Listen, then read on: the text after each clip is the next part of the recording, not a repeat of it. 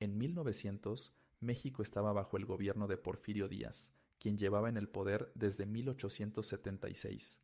Su gobierno, conocido como el Porfiriato, trajo estabilidad y desarrollo económico, pero también mucha desigualdad y represión.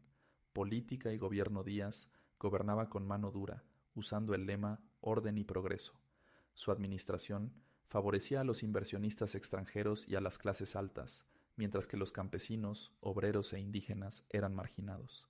La oposición prácticamente no existía porque el gobierno reprimía cualquier intento de protesta y controlaba la prensa. Economía y modernización. El país estaba creciendo económicamente, sobre todo por la inversión en ferrocarriles, minería y petróleo. En las ciudades, especialmente en la Ciudad de México, se construyeron avenidas, edificios modernos y obras públicas importantes, como el Palacio de Bellas Artes, cuya construcción empezó en 1904. Pero este progreso solo beneficiaba a unos cuantos. En el campo, la situación era muy diferente.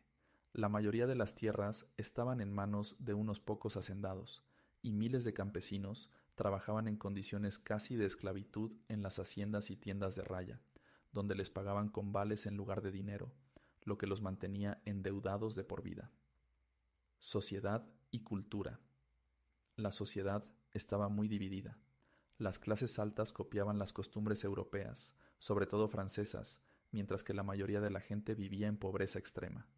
Se impulsó la educación, pero solo era accesible para quienes tenían dinero. Pensadores como Justo Sierra intentaron modernizar la educación y la cultura, aunque el impacto fue limitado. Descontento y tensión social. A pesar del crecimiento económico, el malestar social iba en aumento. Periodistas como los hermanos Flores Magón empezaron a criticar el régimen de Díaz y a hablar de la necesidad de un cambio. En el campo, los campesinos sufrían abusos constantes y empezaban a organizarse para luchar por sus derechos. México al inicio del siglo XX. En 1900, México parecía un país en crecimiento, pero la realidad era que la riqueza estaba concentrada en muy pocas manos y la mayoría de la gente vivía en condiciones muy difíciles.